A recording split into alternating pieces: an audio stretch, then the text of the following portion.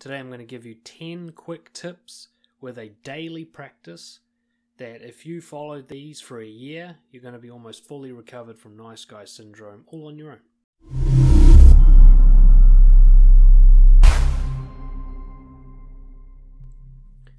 Number 1, take responsibility.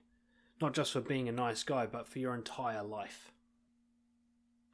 Taking responsibility is about realizing that nobody is here to save you. That if you want a good life, if you want to be a good person, that's up to you. You're going to have to do that work yourself. You're going to have to take ownership of your decision making and ownership of all the results that it's created. Now sure, some stuff has happened to you, that's not your fault, but it is your job to deal with it. No one is coming to rescue you, and you have to behave accordingly. The daily practice for this is to solve basically any personal problem you can that you would usually moan about, complain about, and blame somebody else for and end up not solving the problem.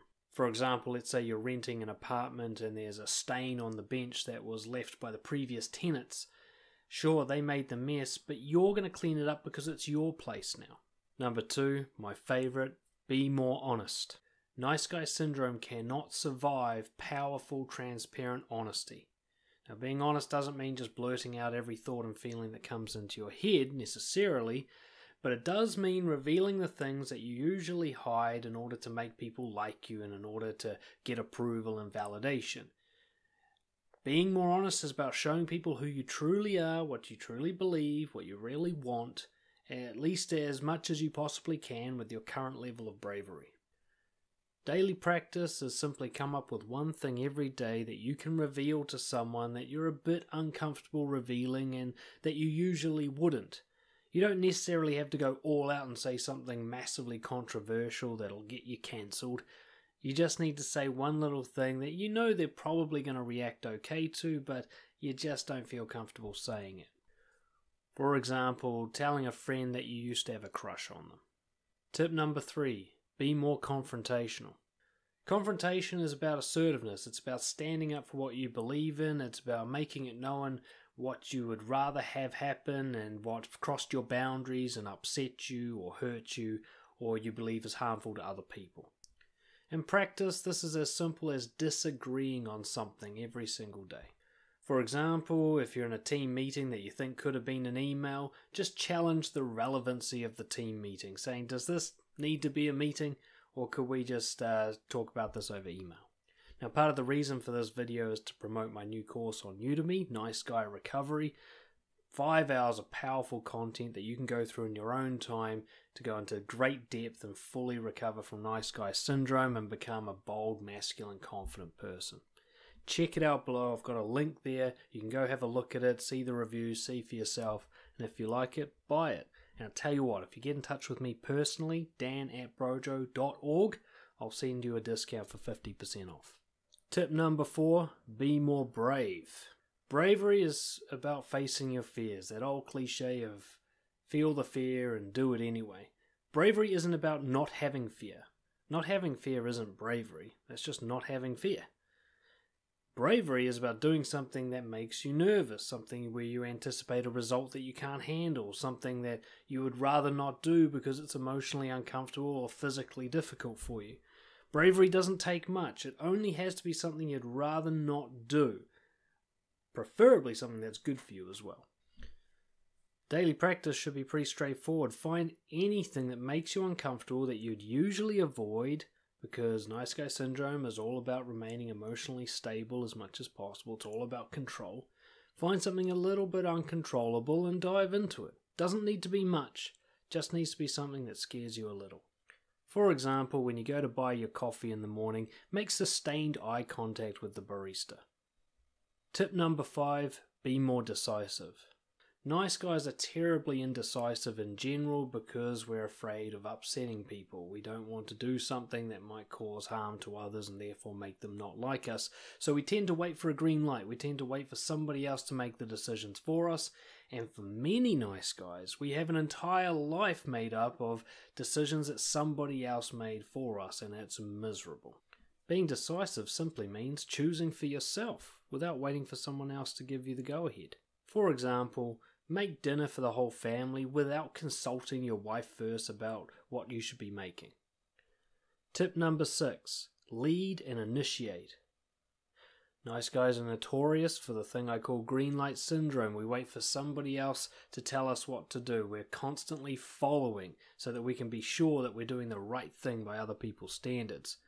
Leadership is a key, crucial element to nice guy recovery. It's very hard to be a people pleaser and a leader at the same time. In fact, by definition, those two rule each other out. In terms of a daily practice, this is about going first without an invitation.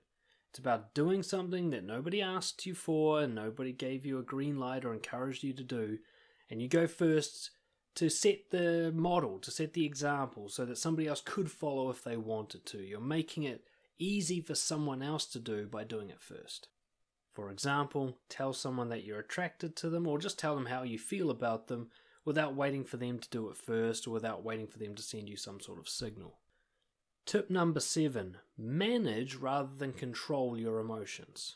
Nice guy syndrome is all about emotional control, controlling our emotions, controlling the emotions of others so that they don't interrupt our emotions. It's all about controlling the way we feel and keeping it in a nice, smooth, narrow band of bland emotion so that we never get too high or too low or too excited or too down or anything. We just don't like emotions.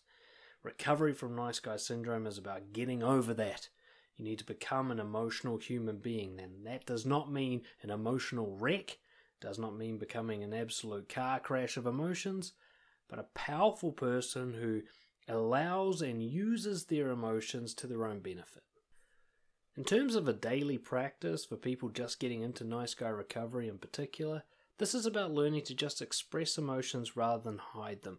Learning to speak almost like a child, to simply say, this is how I feel, with no further explanation, no minimization, no justification, no explanation, nothing to defend. You just have your emotion, you express it, and everyone moves on. For example, saying, I'm stressed, or that upsets me, or I'm starting to get bored. As I mentioned earlier, this whole video is a shameless promotion of my course. If you haven't clicked on the link yet, just go check it out. If you don't like it, just come back to this video or move on with your life. But I'm telling you, everything I know about nice guy recovery from over 20 years now, I think, really looking into this, is in that course. If that course doesn't do it for you, nothing will. Tip number 8, respect yourself first. One of the most uncomfortable things for a nice guy to do is to put their own needs first. And this discomfort leads them to make terrible decisions in their relationships and in the management of their own life. Self-respect is about taking care of your needs so that when you do help others, that you're coming from a place of strength.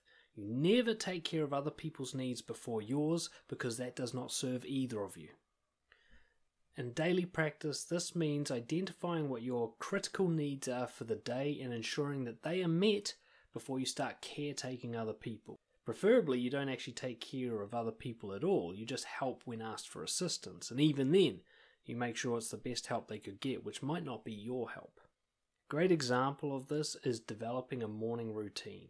So you get up early and you take care of all your primary needs for the day, get yourself rolling in a good way before taking care of anyone else, even before taking care of your kids. Tip number 9, express your preferences at all times. Your personality, who you really are, is a menu of preferences, what you're for and against and what you like or dislike. And nice guys tend to hide this. We tend to kind of either pretend we don't have preferences or we manually override our preferences to suit the person we're with or the group that we want to be a part of. If you can be honest about what you prefer in any given situation, you're almost certainly recovering from nice guy syndrome. As a practice, this means you never sit on the fence and pretend that you don't feel strongly one way or the other, and you never lie about what you prefer. Now, it doesn't mean you have to win every battle. You don't always have to get what you want. You just have to make it known what you preferred. For example, letting the team at the office know that you think that the aircon is too cold and you'd rather have it warmer, and even if you get voted down and they keep it at that temperature, at least you said something. Tip number 10, my final tip, journaling. Every day, journal just about being a nice guy. Journal about nice guy syndrome. Journal about your recovery. And I don't mean sort of, oh dear diary, I had a wonderful day. I mean, today I did this behavior and this behavior and this behavior, and that was nice guy syndrome, that was authentic, that was confident, that one I'm not sure, and start to measure yourself as accurately and fairly as possible to see where you need to improve and where you have been improving. Daily practice, we're talking about 5 minutes a day or whatever minimum you'll actually stick to. If you find it really hard to find time to journal, make it 30 seconds a day to say one lesson about nice guy recovery that you learned today. For example, you might say something like, today I let Sandy have the last piece of cake, even though I wanted it simply because she's attractive. That was nice guy behavior. Or you might say something like, my dad was belittling me at the barbecue, and even though I wanted to stay silent, I spoke up and said something awkward that stopped him from doing it, and even though it was uncomfortable, I'm really proud that I finally asserted myself. Keep doing these small things every day, and if you really want to smash it, you'll do all 10 every day. We're talking probably less than half an hour's worth of conscious effort to tick off all 10. If you can't do that, at least focus on 2 or 3 of your weaker areas. You know, when you hear this list and you think, oh, that one's me and that one's really me, then those are the ones you focus on correcting each day. And no exceptions, always do the journaling. You're not going to make good progress if you don't measure yourself accurately and start to become self-aware of what being a nice guy really is. As I already said, check out the course, and if you actually want to go deeper and you want to turn this recovery from years into just a few months, get in touch with me for one-to-one coaching, dan@brojo.org. I will massively accelerate your recovery rate, but I'm sure you can do it on your own too.